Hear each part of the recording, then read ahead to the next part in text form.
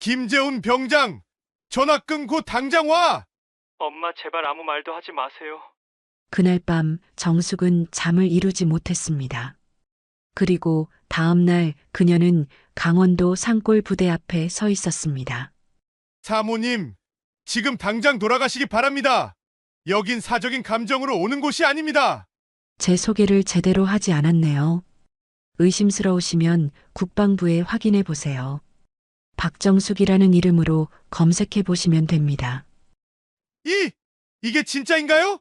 이야기를 끝까지 들으신다면 당신은 더는 조용한 동네 아주머니를 쉽게 판단하지 않게 될 겁니다. 혹시 지금 어디서 듣고 계신가요? 여러분의 이야기 댓글로 들려주세요. 그리고 마음에 드셨다면 좋아요 한번 눌러주시면 감사하겠습니다. 지금 본편 시작합니다. 서울 강북의 한 낡은 아파트 단지. 오래된 건물들 사이로 작은 텃밭이 옹기종기 모여 있었습니다. 그중 한 구석에서 박정숙이 상추를 따고 있었죠. 손가락 사이로 흙이 묻어나도 개의치 않고 정성스럽게 한 입 한 입 골라내는 모습이었습니다. 아유, 정숙 언니, 또 밭에 나왔네요? 김수미가 플라스틱 바구니를 들고 다가왔습니다. 정숙은 허리를 펴며 미소를 지었어요. 수미야, 오늘 상추가 참 싱싱해서 좀 따려고 했는데 언니는 진짜 부지런해요. 나 같으면 마트에서 사 먹지. 이런 거 언제 다 키워요. 정숙은 따뜻한 웃음을 지으며 상추를 정리했습니다. 평범한 동네 아주머니의 모습 그대로였죠. 화려하지 않은 옷차림에 소박한 말투, 그리고 이웃들과 자연스럽게 어울리는 모습이었습니다. 그런데 정숙 언니는 예전에 뭐 하셨어요? 가끔 보면 뭔가 달라 보이는데. 수미의 질문에 정숙은 잠시 손을 멈췄습니다. 그리고는 다시 자연스럽게 웃으며 대답했어요. 나야 뭐 애나 키우고 그냥 평범하게 살았지. 특별한 건 없어. 그래도 말하는 게 좀 다르잖아요. 뭔가 똑똑해 보이고. 어제 관리사무소에서 층간소음 문제 해결할 때도 척척 법적 근거 같은 거 말씀하시던데. 정숙은 고개를 저었습니다. 과거는 과거일 뿐 지금은 그저 평범한 노년을 보내고 싶었거든요. 아들 재훈이 군 복무를 마치고 돌아오면 함께 조용히 살아가는 것이 소원이었습니다. 아, 맞다. 정숙 언니 아들 재훈이 군대 갔다며요? 요즘 군대도 많이 좋아졌다던데 걱정 안 해도 될 것 같아요. 수미의 말에 정숙은 고개를 끄덕였습니다. 하지만 마음 한편으로는 왠지 모를 불안감이 스쳐 지나갔어요. 며칠 전 재훈이와 통화했을 때 목소리가 평소와 달랐거든요. 엄마, 저 괜찮아요. 걱정하지 마세요. 그때 재훈의 목소리가 떠올랐습니다. 분명히 밝게 말하려고 했지만 말끝마다 미묘한 떨림이 있었어요. 무언가를 숨기고 있는 것 같았죠. 정숙은 그런 미묘한 변화를 놓치지 않았습니다. 언니 괜찮아요? 수미가 걱정스럽게 물었습니다. 정숙이 갑자기 멍하니 허공을 바라보고 있었거든요. 아, 미안해. 잠깐 딴 생각을 했네. 정숙은 다시 미소를 지으며 상추를 바구니에 담았습니다. 하지만 마음속 불안감은 쉽게 사라지지 않았어요. 모성 본능이라고 할까요? 아들에게 무언가 일어나고 있다는 직감이 강하게 들었습니다. 그럼 언니, 저는 집에 가서 저녁 준비할게요. 아, 맞다. 내일 아파트 부녀회 모임 나오세요. 요즘 젊은 애들이 복도에서 담배 피우는 문제 때문에 한번 모여야 할 것 같아요. 응, 알았어. 수미야도 수고했어. 수미가 떠난 후 정숙은 혼자 텃밭에 남았습니다. 해가 서서히 지고 있었고 아파트 단지에 하나둘 불빛이 켜지기 시작했어요. 평범한 일상의 풍경이었지만 정숙의 마음은 편치 않았습니다. 집으로 돌아가는 길에 정숙은 핸드폰을 꺼냈습니다. 재훈이에게 전화를 걸어볼까 했지만 이미 면회 제한 시간이 지났을 거예요. 군대에는 엄격한 규정이 있다는 걸 알고 있었거든요. 작은 원룸으로 들어가서 정숙은 오래된 서랍을 열었습니다. 그 안에는 낡은 사진 몇 장과 함께 과거의 명함들이 정리되어 있었어요.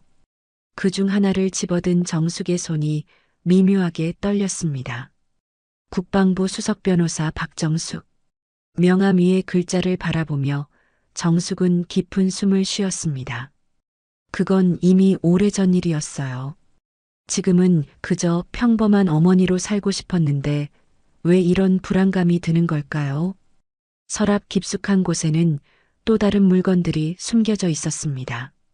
두툼한 법전, 과거 사건 기록들, 그리고 한 장의 오래된 신문 스크랩. 신문 제목에는 군 내부 폭력 사건 최초 공개, 박정숙 변호사 용기 있는 고발이라고 적혀 있었어요. 정숙은 그 신문을 잠시 바라보다가 다시 서랍 안으로 밀어 넣었습니다. 그때는 남의 일이라고 생각했는데 지금은 내 아들 일이 될 수도 있다는 생각이 들었거든요. 부엌에서 혼자 저녁을 먹으며 정숙은 재훈이를 떠올렸습니다. 어릴 때부터 조용하고 내성적이었던 아들, 친구들과 어울리기보다는 혼자 책 읽기를 좋아했던 아이. 그런 재훈이가 군대라는 거친 환경에서 잘 적응하고 있을까요? 훈련은 힘들지만 괜찮아요. 동기들도 좋은 사람들이고요. 지난번 통화에서 재훈이가 한 말이었습니다. 하지만 그 말 속에서 정숙은 뭔가 다른 것을 느꼈어요.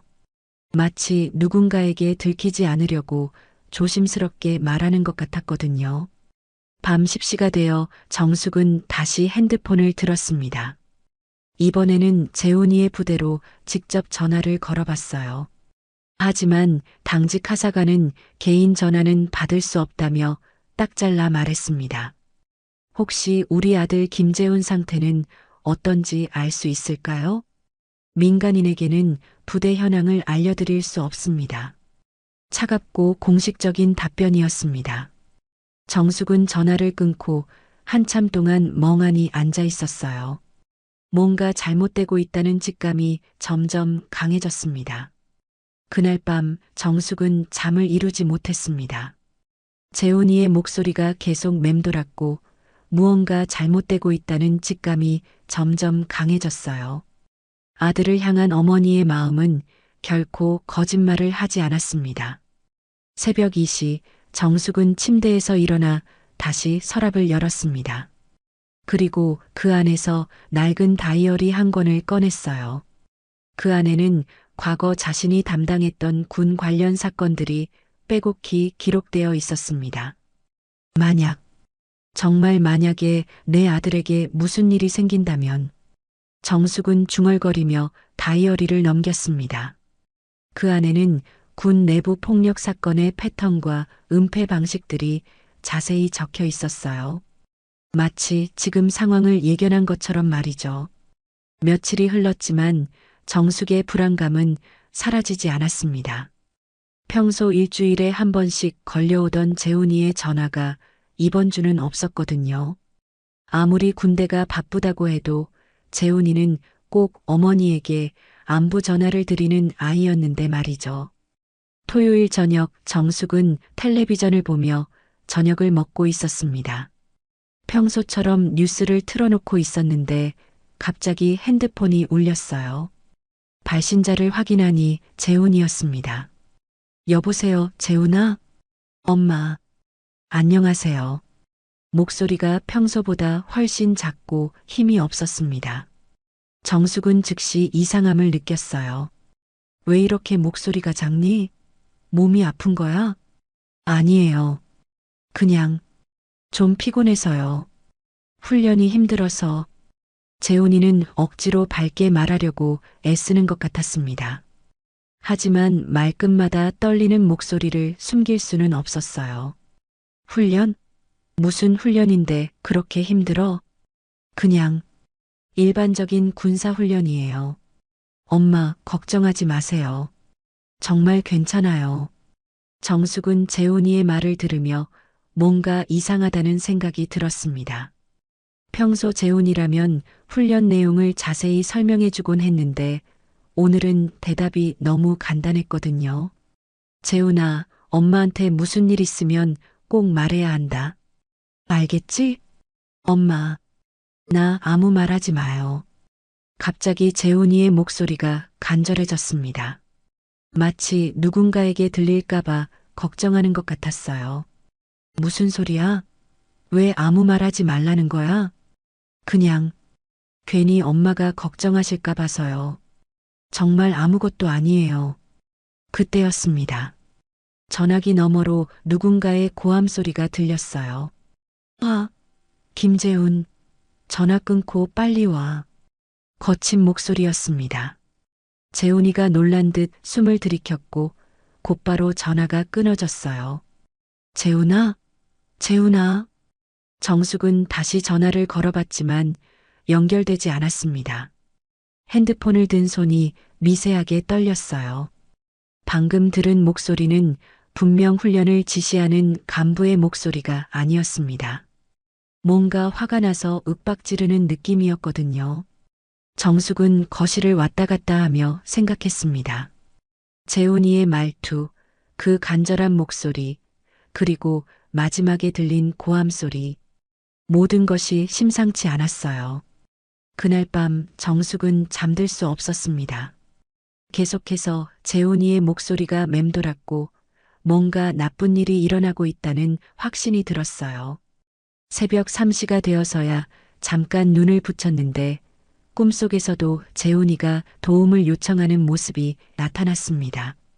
월요일 아침 정숙은 일찍 일어나 재훈이의 부대에 전화를 걸었습니다. 이번에는 부대 대표번호로 걸어서 정확한 상황을 알아보려고 했어요. 여보세요, 강원도 모 부대입니다. 안녕하세요. 저는 김재훈 병장의 어머니인데요. 아들 상태가 어떤지 알 수 있을까요? 잠시만요. 한참을 기다린 후 다른 목소리가 들렸습니다. 김재훈 병장의 어머니시군요. 저는 이상철 중대장입니다. 목소리가 차갑고 공식적이었습니다. 정숙은 직감적으로 이 사람이 문제의 핵심에 있다는 생각이 들었어요. 네, 중대장님. 제 아들이 요즘 전화 통화할 때 목소리가 이상해서 걱정이 되는데요. 아, 그거요? 훈련 중에 살짝 다친 게 있어서 그런 것 같습니다. 크게 걱정하실 일은 아니에요. 다쳤다고요? 어디를 다쳤는데요? 별거 아닙니다. 훈련 중에 넘어져서 약간 타박상 정도 입었어요. 이미 치료받았고 괜찮습니다. 이상철의 설명은 너무 간단했습니다. 정숙은 오랜 경험으로 이런 식의 대답이 진실을 숨기고 있을 가능성이 높다는 걸 알고 있었어요. 그럼 면회를 가도 될까요? 직접 아들 상태를 확인해 보고 싶어서요. 지금은 특별훈련 기간이라 면회가 제한되어 있습니다. 다음 주 정도 되어야 가능할 것 같은데요. 특별훈련이요? 무슨 특별훈련인가요? 군사기밀에 관련된 내용이라 자세히 말씀드리기 어렵습니다. 이해해 주시기 바랍니다. 이상철은 더 이상 대화를 이어가고 싶어 하지 않는 것 같았습니다. 정숙은 전화를 끊고 한참 동안 생각에 잠겼어요. 훈련 중 타박상? 특별훈련으로 면회 제한? 모든 게 너무 자기적이었습니다. 정숙은 과거 자신이 담당했던 사건들을 떠올렸어요. 군 내부에서 문제가 생겼을 때 사용하는 전형적인 은폐 방식이었거든요.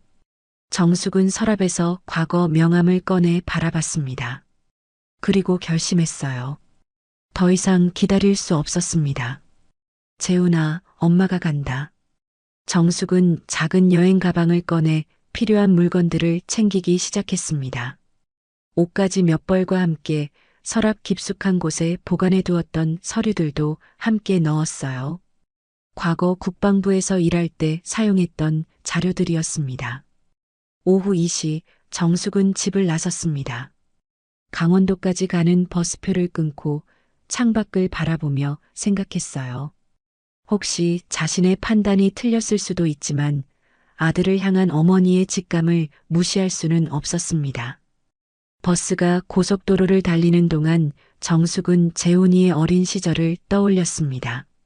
아버지 없이 혼자 키운 아들, 항상 엄마를 생각해주는 착한 아이였어요. 그런 재훈이가 지금 어떤 상황에 처해 있는지 생각하니 가슴이 답답했습니다. 내 아들한테 무슨 일이 일어나고 있는 건지.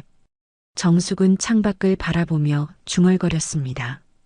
그리고 가방 안에 들어있는 과거 자료들을 생각했어요. 만약 정말로 재훈이에게 무슨 일이 생겼다면 이번에는 절대 그냥 넘어가지 않을 작정이었습니다. 강원도로 향하는 버스에서 내린 정숙은 택시를 타고 재훈이의 부대로 향했습니다. 산간 지역의 구불구불한 도로를 따라 올라가니 멀리 부대 건물들이 보였어요. 높은 철조망과 경계초소가 보이는 것이 여느 군부대와 다를 바 없었습니다. 여기서 내려주세요. 정숙은 부대 정문 앞에서 택시에서 내렸습니다. 작은 핸드백 하나만 들고 있는 모습이 평범한 면회객과 다를 바 없었어요. 하지만 정숙의 눈빛은 남달랐습니다. 오랜 법정 경험에서 나온 예리함이 스며 있었거든요.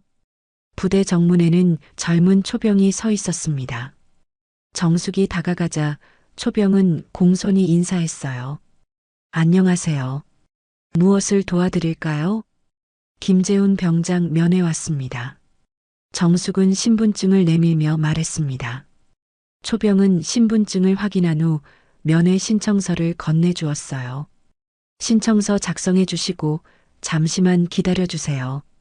신청서를 작성하는 동안 정숙은 부대 내부를 관찰했습니다. 훈련병들이 뛰어다니는 모습이 보였고 간부들이 큰 소리로 지시하는 소리도 들렸어요. 그런데 뭔가 분위기가 평소와 달랐습니다. 너무 경직되어 있는 것 같았거든요. 죄송합니다만 김재훈이라는 이름이 면회 명단에 없습니다. 초병의 말에 정숙은 당황했습니다. 그럴 리가 없는데요. 분명히 이 부대에 있다고 들었습니다. 다시 한번 확인해 보겠습니다. 초병은 전화를 걸어 확인했지만 결과는 같았습니다. 정말 죄송합니다. 현재 면회가 불가능하다고 합니다. 특별훈련 기간이라서요. 정숙은 이상함을 느꼈습니다. 분명히 재훈이는 이 부대에 있는데 왜 면회 명단에 없다는 걸까요? 그럼 중대장님과 통화할 수 있을까요? 이상철 중대장님과 전화로 이미 얘기했거든요. 잠시만요. 초병이 다시 전화를 걸었고 이번에는 부대 안쪽에서 한 간부가 나왔습니다. 계급장을 보니 중이었어요. 안녕하세요. 저는 행정보급관 중이입니다. 무슨 일로 오셨나요? 김재훈 병장의 어머니입니다. 아들 면회 왔는데 명단에 없다고 하네요. 중위는 잠시 머뭇거리더니 말했습니다. 아, 김재훈 병장이요. 현재 특별교육을 받고 있어서 면회가 어려울 것 같습니다. 특별교육이요? 무슨 특별교육인가요? 군사기밀에 관련된 사항이라 자세한 내용은 말씀드리기 어렵습니다. 또 같은 말이었습니다. 정숙은 점점 의심이 커졌어요. 그럼 중대장님은 만날 수 있나요? 중대장님도 현재 훈련 지휘 중이셔서 내일 다시 오시는 게 어떨까요? 중위는 정숙을 돌려보내려고 애쓰는 것 같았습니다. 하지만 정숙은 쉽게 물러날 생각이 없었어요. 저는 아들을 보기 전까지는 돌아가지 않겠습니다. 멀리서 왔는데 이렇게 돌아갈 수는 없어요. 정숙의 단호한 말에 중위는 당황했습니다.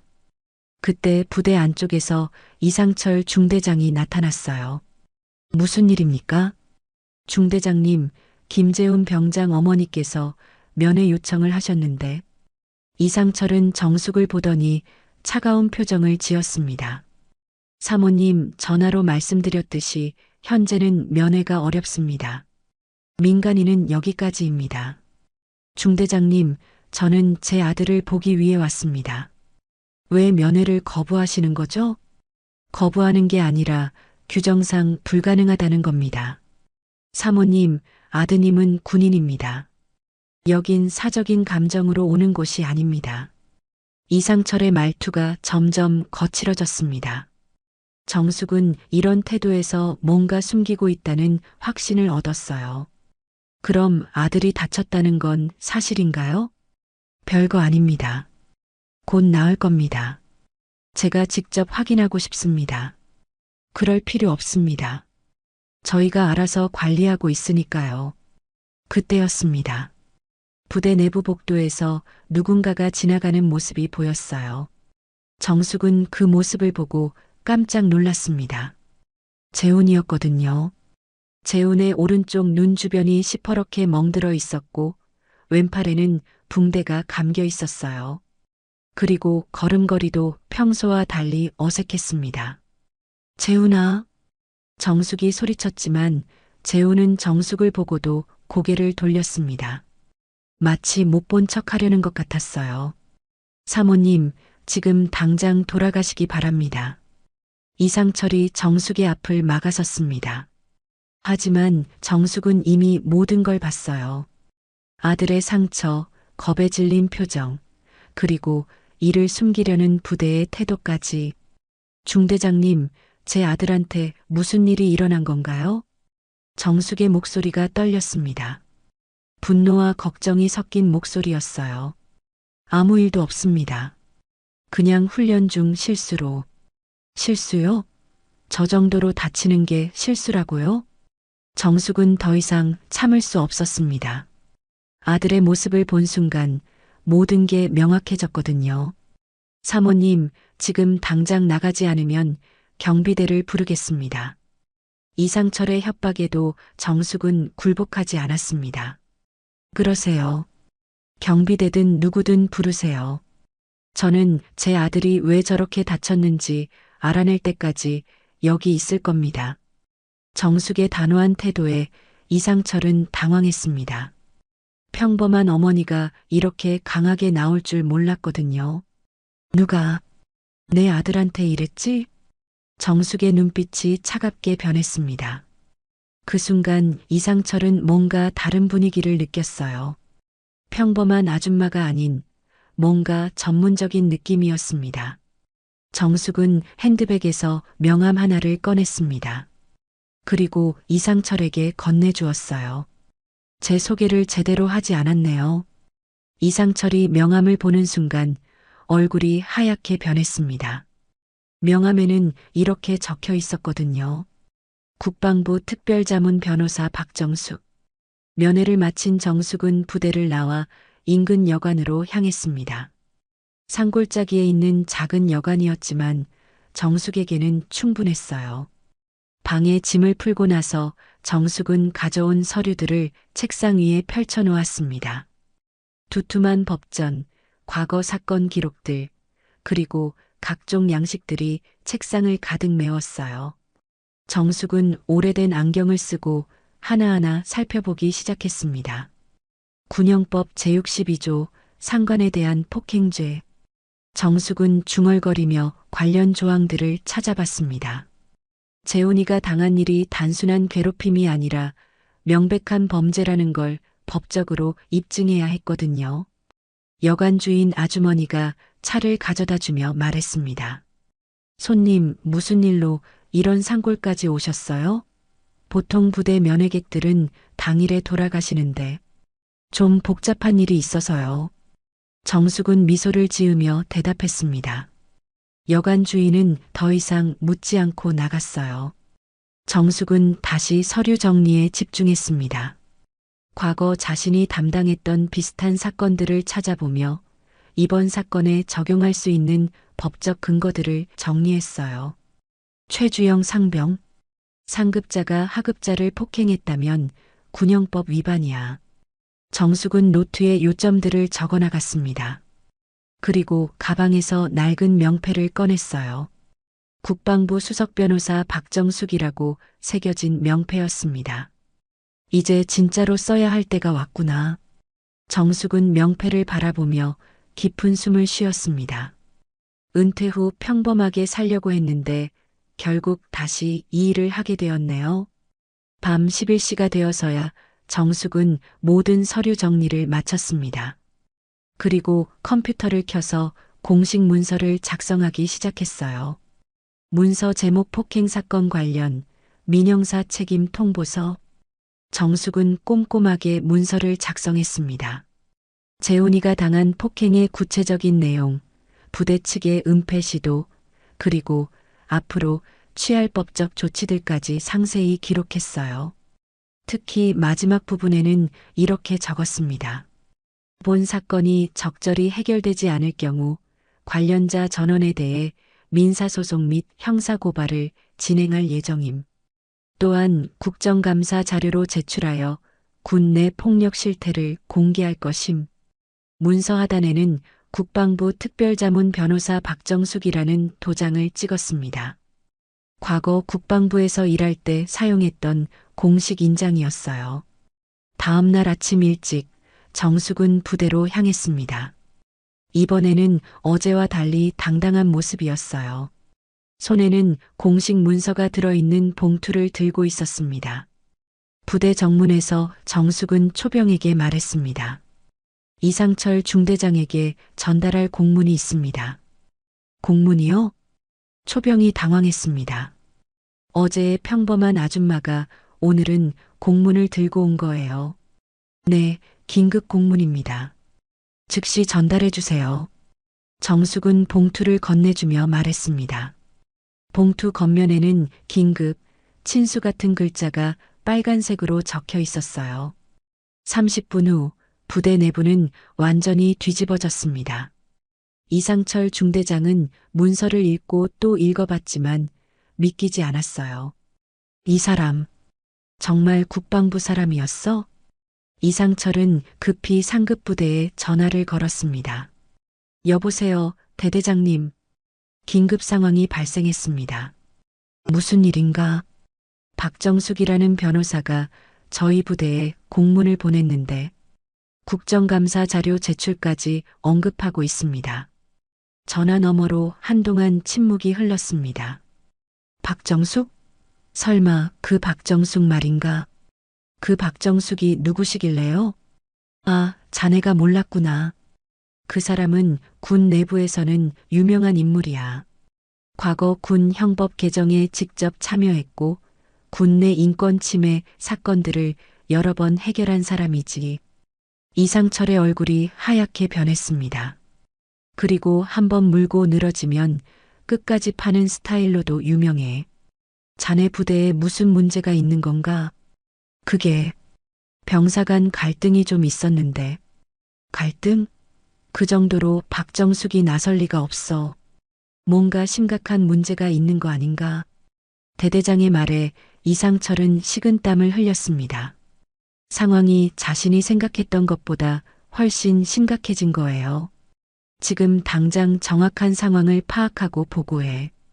그리고 그 박정숙 변호사와 제대로 대화해 보라고. 전화를 끄는 이상철은 머리를 감쌌습니다.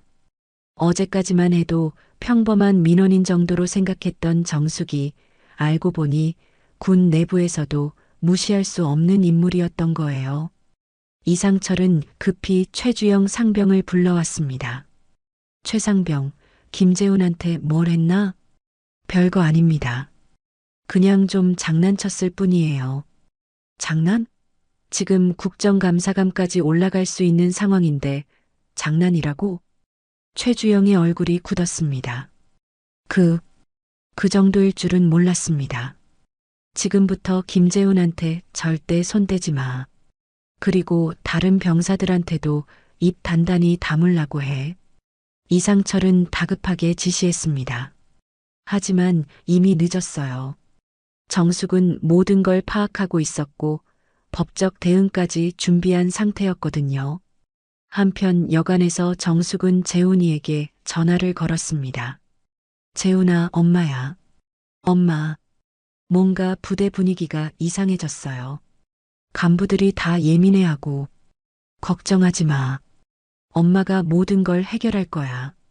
정숙의 목소리에는 확신이 가득했습니다. 우리 아들이 아니라 모두의 아들을 지키는 일이야.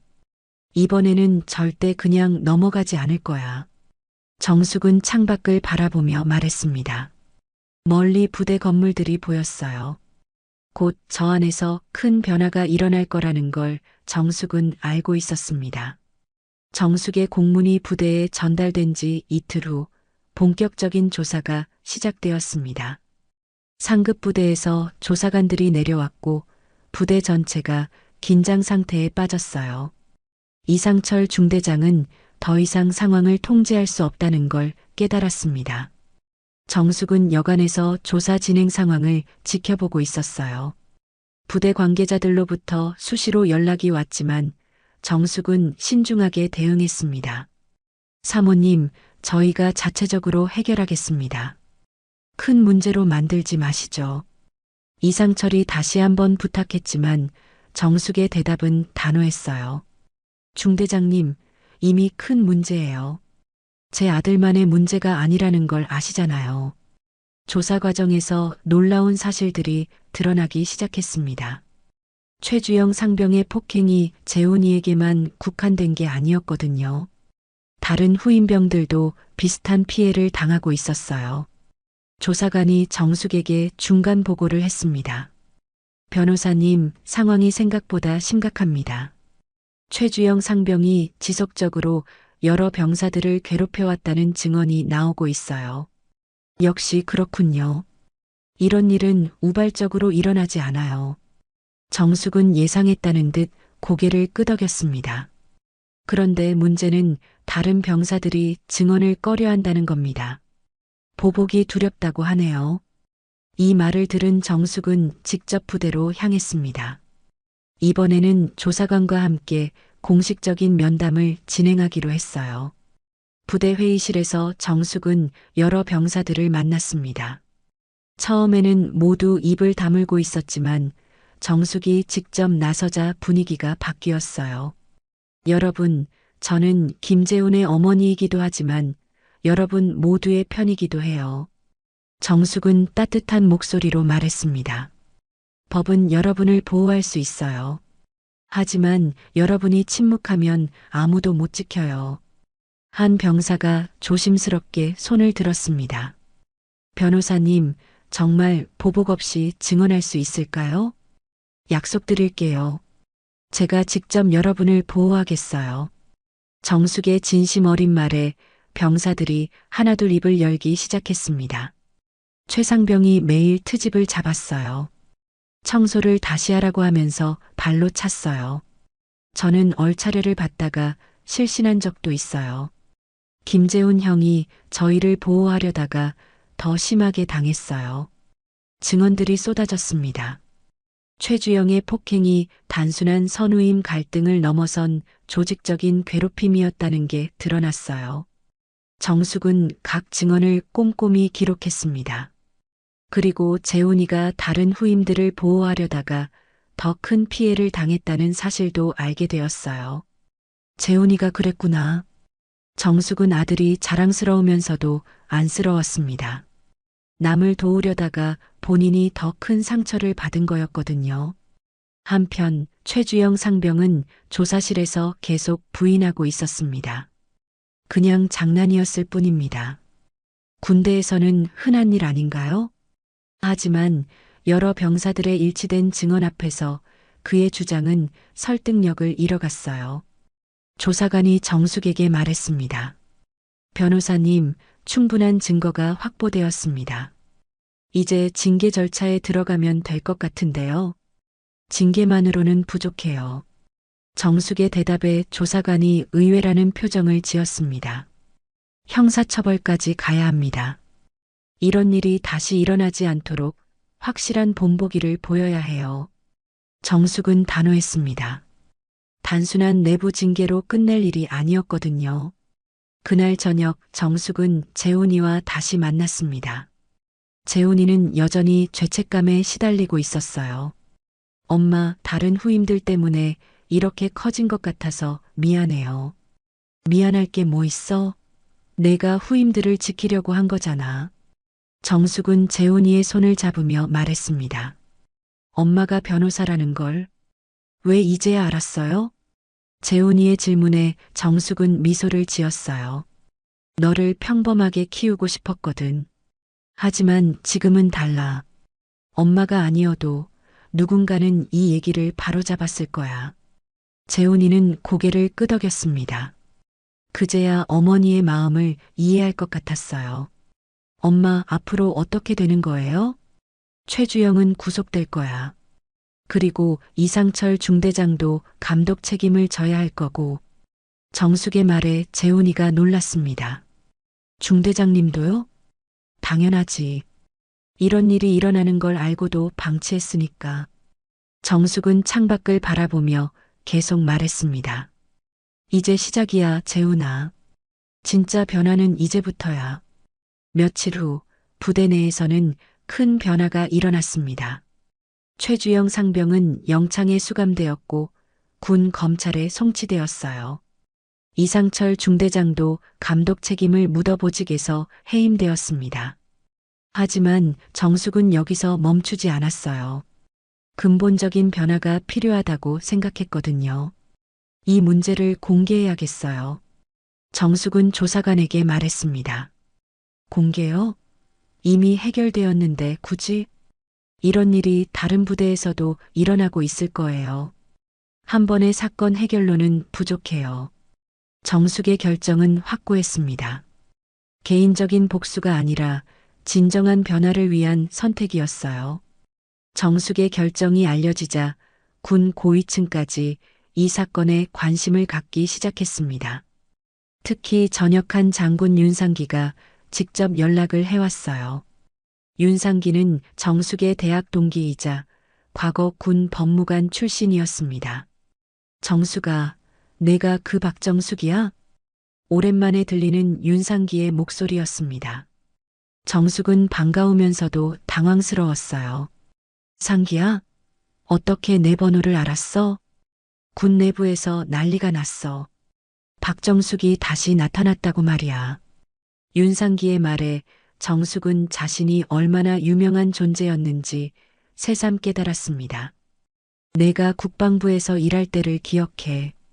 군내 인권의 벽을 깼던 여자라고 불렸잖아. 그런 별명이 있었나? 정숙은 웃으며 대답했지만 마음 한편으로는 복잡했어요. 과거의 일들이 다시 수면 위로 올라오고 있었거든요.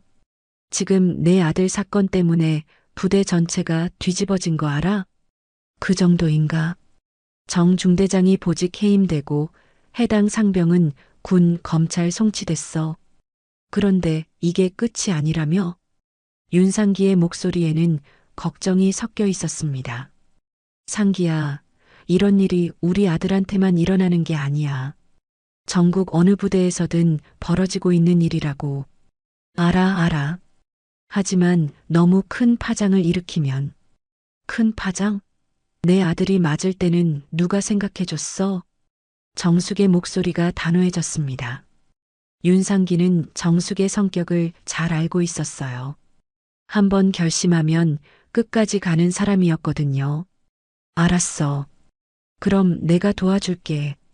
하지만 조심해야 해. 왜? 군 내부에도 이런 변화를 원하지 않는 사람들이 있어.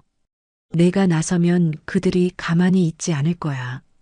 윤상기의 경고에도 불구하고 정숙의 마음은 변하지 않았습니다. 그런데 며칠 후 정숙이 우려했던 일이 벌어졌습니다. 증언했던 병사들에게 보복이 시작된 거예요. 재훈이로부터 급한 전화가 왔습니다. 엄마, 큰일 났어요. 증언했던 후임들이 괴롭힘을 당하고 있어요. 뭐라고? 구체적으로 어떻게? 최상병과 친한 선임들이 고자질했다며 트집을 잡고 있어요. 특히 김 병장이 제일 심해요. 정숙은 즉시 부대로 향했습니다. 새로운 중대장 대리를 만나 항의했어요. 중대장님, 증언자들에 대한 보복이 일어나고 있다는데 사실인가요? 그런 일은 없을 겁니다. 저희가 철저히 관리하고 있어요. 하지만 정숙은 믿지 않았습니다. 직접 증언했던 병사들을 다시 만나기로 했어요.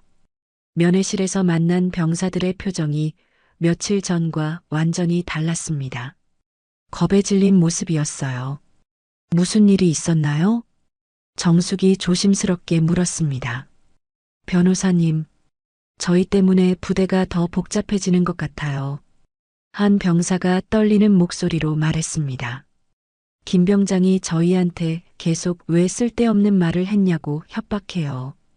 그리고 앞으로 더 힘들어질 거라고 위협하고요.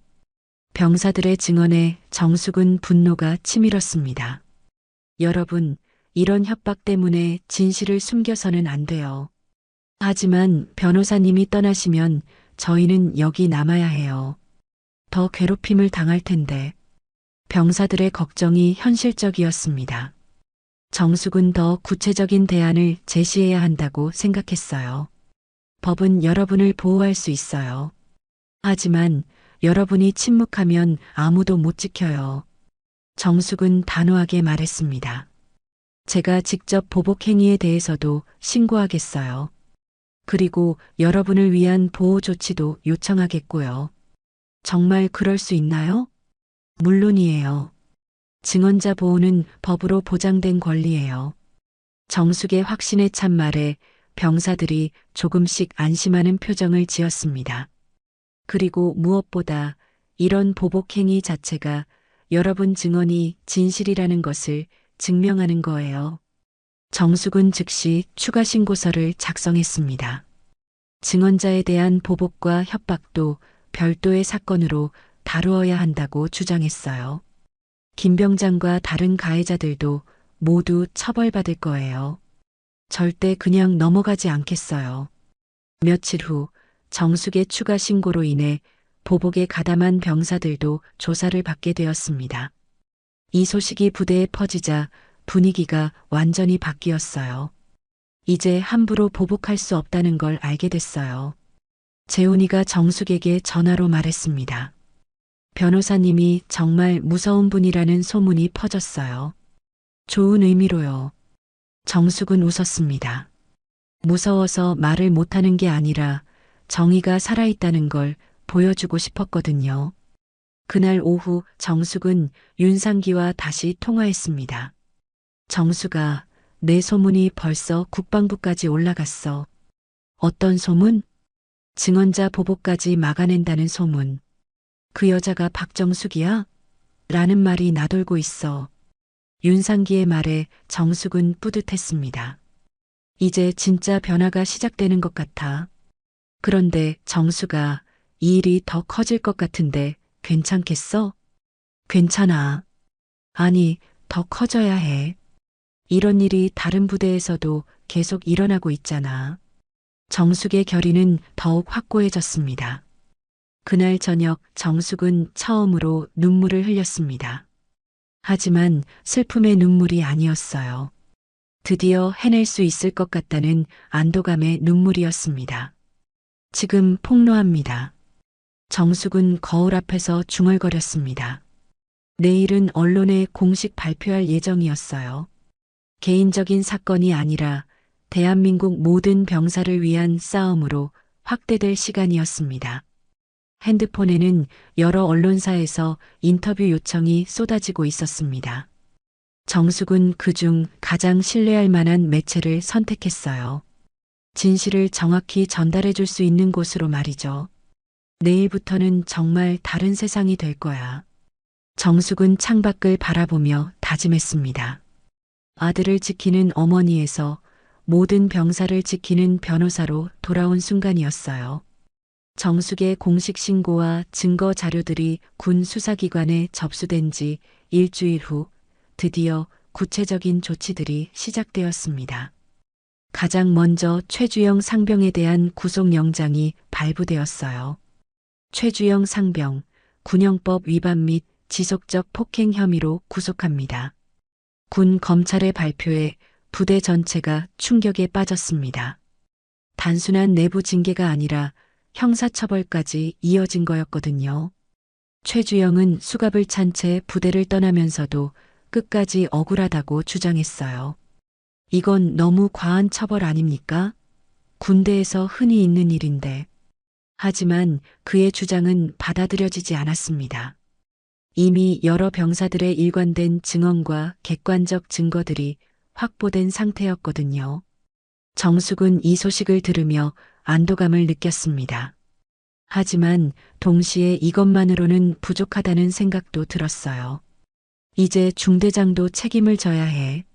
정숙의 예상대로 며칠 후 이상철 중대장에게도 징계 통보가 내려졌습니다. 감독 책임을 묻는 것이었어요. 이상철 중대장, 부하관리 부실 및 사건 은폐 시도로 인해 보직에서 해임하며 정직 3개월 처분합니다.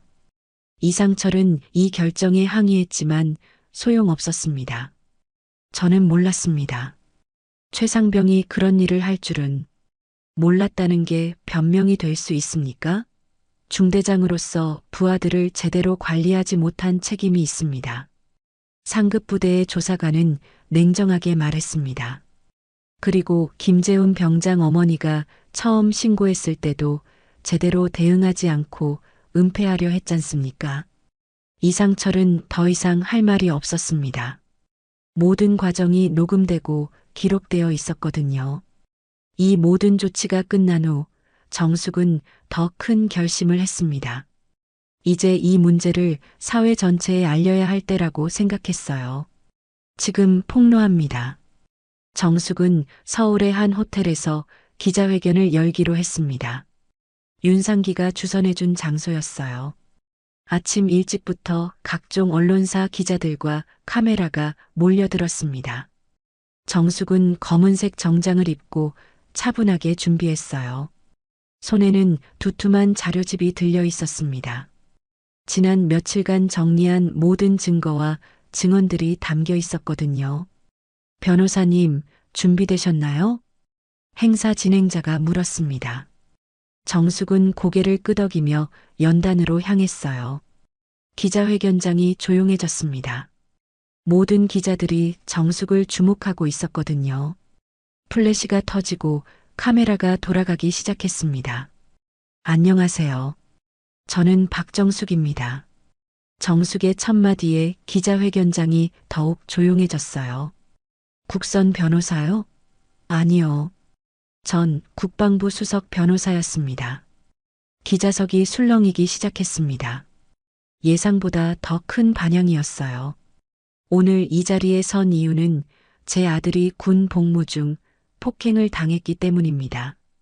하지만 여러분, 제 아들이 아니라 대한민국 모든 병사를 지키는 일입니다. 정숙은 자료집을 들어보이며 계속 말했습니다. 방금 전까지도 가해자는 구속되었고 책임자는 징계를 받았습니다. 하지만 이것만으로는 부족합니다. 한 기자가 손을 들었습니다. 구체적으로 어떤 문제가 있다고 보시나요? 군 내부 시스템의 부실과 폭력 은폐 문제입니다. 정숙은 조목조목 밝혀내기 시작했어요. 첫째, 이런 폭행 사건이 발생했을 때 부대에서는 먼저 숨기려고 합니다. 둘째, 피해자나 가족이 신고해도 훈련 사고로 축소하려 해요. 셋째, 증언자들에 대한 보복도 버젓이 일어납니다. 기자들이 열심히 받아적기 시작했습니다. 이번 사건만 해도 처음에는 훈련 중 실수라고 했습니다. 제가 신분을 밝히고 법적 조치를 취하겠다고 하니까 그제야 제대로 조사가 시작됐어요. 정숙의 목소리에 힘이 들어갔습니다. 만약 제가 평범한 어머니였다면 제 아들의 폭행 사실은 영원히 묻혔을 겁니다. 또 다른 기자가 질문했습니다. 앞으로 어떤 변화를 원하시나요? 근본적인 시스템 개선입니다. 정숙은 준비해온 개선안을 발표했어요. 첫째, 군 내 폭력 사건에 대한 독립적인 수사기관이 필요합니다. 둘째, 가해자에 대한 엄중한 처벌이 일관되게 이뤄져야 해요. 셋째, 피해자와 증언자를 보호하는 시스템을 강화해야 합니다. 그리고 무엇보다 중요한 것은 정숙은 잠시 멈췄다가 힘주어 말했습니다. 이런 일이 발생했을 때 은폐하지 말고 투명하게 처리하는 문화를 만드는 것입니다. 기자회견 중간에 한 기자가 예상치 못한 질문을 했어요. 혹시 개인적인 원한이 섞여 있는 건 아닌가요? 정숙은 잠시 조용해졌다가 대답했습니다. 제가 과거 국방부에서 일할 때 비슷한 사건들을 많이 봤습니다. 그때마다 안타까웠지만 이번에는 제 아들 일이었어요. 정숙의 목소리가 약간 떨렸습니다. 어머니로서는 당연히 화가 나죠. 하지만 변호사로서는 이것이 개인의 문제가 아니라 시스템의 문제라는 걸 알고 있어요. 기자회견이 끝날 즈음 정숙은 마지막 메시지를 전했습니다. 모든 어머니들께 말씀드리고 싶어요. 우리 아이들이 군대에서 안전하게 복무할 수 있도록 함께 목소리를 내시기 바랍니다. 그리고 군 간부들께도 당부드려요. 이런 일이 발생했을 때 숨기지 말고 투명하게 처리해 주세요. 그것이 진정한 군의 명예를 지키는 길입니다. 기자회견이 끝난 후 정숙은 개별 인터뷰도 진행했습니다. 각 언론사마다 조금씩 다른 질문을 했지만 정숙의 답변은 일관되었어요. 이 문제 해결을 위해 어디까지 가실 건가요? 끝까지요. 진정한 변화가 일어날 때까지요. 기자회견 소식은 즉시 전국으로 퍼졌습니다. 저녁 뉴스의 메인 기사가 되었고 인터넷에는 지지와 응원의 댓글이 쏟아졌어요. 그날 밤 재훈이로부터 전화가 왔습니다. 엄마, 기자회견 봤어요. 정말 멋있었어요. 고마워, 재훈아. 이제 정말 변할 것 같아요. 부대 분위기도 완전히 달라졌어요. 정숙은 미소를 지었습니다. 이제 진짜 변화가 시작될 것 같았어요. 기자회견이 끝난 지 한 달 후 정숙의 예상대로 큰 변화들이 일어나기 시작했습니다. 국정감사에서 이 사건이 주요 안건으로 다뤄졌고 국방부는 군내 폭력 방지를 위한 종합대책을 발표했어요. 가장 먼저 눈에 띄는 변화는 재훈이가 있는 부대였습니다. 새로 부임한 중대장은 완전히 다른 방식으로 부대를 운영했어요. 앞으로 우리 부대에서는 어떤 형태의 폭력도 용납하지 않겠습니다. 새 중대장의 첫 훈화였습니다. 그리고 문제가 생기면 즉시 보고하고 투명하게 처리하겠습니다. 숨기거나 은폐하는 일은 절대 없을 것입니다. 병사들의 표정이 밝아졌어요. 이제는 안심하고 복무할 수 있을 것 같았거든요. 재훈이는 정숙에게 전화를 걸어 근황을 알려줬습니다. 엄마, 부대가 완전히 달라졌어요. 이제는 정말 서로 존중하는 분위기예요. 다행이다. 그래야 정상이지. 그리고 엄마 덕분에 저도 뭔가 깨달은 게 있어요. 재훈이의 목소리에 진지함이 묻어났습니다. 뭘 깨달았는데? 정의를 위해 용기 내는 게 얼마나 중요한지 알았어요. 엄마, 나 군 법무관이 되고 싶어요. 정숙은 잠시 말을 잇지 못했습니다. 아들의 변화에 놀랐거든요. 정말이야? 네.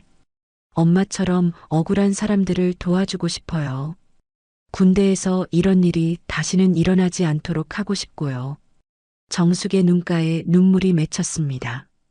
아들이 단순히 피해자로 끝나는 게 아니라 더 나은 세상을 만들고자 하는 의지를 갖게 된 거였어요. 재훈아, 엄마가 저한테 보여주셨잖아요. 용기 있게 맞서면 세상을 바꿀 수 있다는 걸. 정숙은 작은 미소를 지었습니다. 늦지 않았어. 이젠 너의 싸움이야. 며칠 후 정숙은 국방부 인권 캠페인 포스터 촬영 제안을 받았어요. 군내 인권 보호의 상징적인 인물로 참여해달라는 요청이었습니다. 저 같은 사람이 포스터에 나와도 될까요? 물론입니다. 변호사님이야말로 군 인권 보호의 실질적인 변화를 이끌어낸 분이시잖아요. 담당자의 말에 정숙은 수락했습니다. 개인적인 명예를 위해서가 아니라 더 많은 사람들에게 메시지를 전달하기 위해서였어요. 포스터 촬영 당일 정숙은 단정한 옷차림으로 스튜디오에 나타났습니다. 평범한 어머니의 모습이었지만 눈빛만은 강인했어요. 모든 병사의 인권을 지킵니다라는 문구가 들어갈 예정입니다. 좋네요. 촬영이 끝난 후 정숙은 촬영 스태프들과 이야기를 나눴어요. 변호사님 덕분에 저희 아들도 안심하고 군 생활할 수 있을 것 같아요. 한 스태프가 말했습니다. 고마워할 건 없어요. 당연한 일 했을 뿐이에요. 정숙의 대답은 여전히 겸손했습니다. 몇 주 후 재훈이가 제대를 앞두고 정숙을 만나러 왔어요. 오랜만에 본 아들의 모습은 완전히 달라져 있었습니다. 예전보다 훨씬 당당하고 자신감 넘치는 모습이었어요. 엄마, 이거 봤어요? 재훈이가 신문을 보여줬습니다. 국방부 인권 캠페인 포스터에 실린 정숙의 사진이 실려 있었어요. 우리 엄마가 이렇게 유명해지다니. 재훈이는 자랑스러워했습니다. 유명해진 게 중요한 게 아니야. 정말 변화가 일어나고 있다는 게 중요하지. 맞아요. 실제로 군대가 많이 바뀌었어요. 이제는 폭력 사건이 발생하면 즉시 신고되고 투명하게 처리돼요. 재훈이의 말에 정숙은 뿌듯했습니다. 그리고 엄마, 저 정말로 법대 진학해서 군 법무관 되고 싶어요. 그래, 내가 하고 싶다면 엄마가 도와줄게. 정숙은 아들의 손을 잡으며 말했습니다. 하지만 쉽지 않을 거야. 각오해야 해. 각오되어 있어요. 엄마가 시작한 변화를 저도 이어가고 싶어요. 그날 오후 모자는 함께 한강을 산책했습니다. 햇살이 따뜻하게 내리쬐는 평화로운 오후였어요. 엄마, 그때 용기 내줘서 고마워요. 재훈이가 갑자기 말했습니다. 만약 엄마가 그냥 넘어갔다면 지금도 그런 일들이 계속 일어났을 거예요. 재훈아, 엄마는 내가 더 자랑스러워. 그 힘든 상황에서도 다른 후임들을 보호하려고 했잖아. 정숙은 아들을 바라보며 미소 지었습니다. 이제 진짜 시작이야. 너와 같은 젊은 사람들이 더 나은 세상을 만들어가는 거지. 해가 저물어가는 한강에서 모자는 미래에 대해 이야기했습니다. 재훈이의 꿈, 그리고 더 나은 군대 문화에 대한 희망 말이에요. 며칠 후 정숙은 다시 평범한 일상으로 돌아갔습니다. 강북의 작은 아파트로 돌아가서 텃밭을 가꾸고 이웃들과 소소한 대화를 나누는 일상 말이에요. 정숙 언니, TV에서 봤어요. 정말 대단하세요. 김수미가 흥분해서 말했습니다. 별거 아니야. 그냥 해야 할 일 했을 뿐이야. 정숙은 여전히 겸손했습니다. 그래도 언니 덕분에 우리 조카도 안심하고 군대 갈 수 있을 것 같아요. 이웃들의 반응을 보며 정숙은 자신이 한 일의 의미를 새삼 느꼈어요. 개인의 문제로 시작된 일이 사회 전체의 변화로 이어진 거였습니다. 저녁이 되어 정숙은 작은 원룸에 앉아 창밖을 바라봤습니다. 평범한 일상 속에서도 마음은 따뜻했어요. 아들이 안전하게 제대할 수 있게 되었고 다른 많은 아들들도 더 나은 환경에서 복무할 수 있게 되었으니까요. 핸드폰에는 여전히 감사 인사와 상담 요청들이 들어왔습니다. 비슷한 문제로 고민하는 다른 가족들이었어요. 정숙은 가능한 한 모든 요청에 응답했습니다. 햇살 비치는 길 위를 걸으며 정숙은 생각했습니다. 오늘도 평범한 동네 아주머니처럼 시장 장바구니를 들고 걸어가지만 이제는 다른 의미였어요. 작은 용기가 큰 변화를 만들어낼 수 있다는 걸 보여준 의미 있는 걸음이었습니다. 내일도 좋은 하루가 될 거야. 정숙은 미소를 지으며 집으로 향했습니다. 평범하지만 의미 있는 삶, 그리고 더 나은 세상을 만들어가는 작은 변화들이 계속될 거라는 믿음을 안고 말이에요.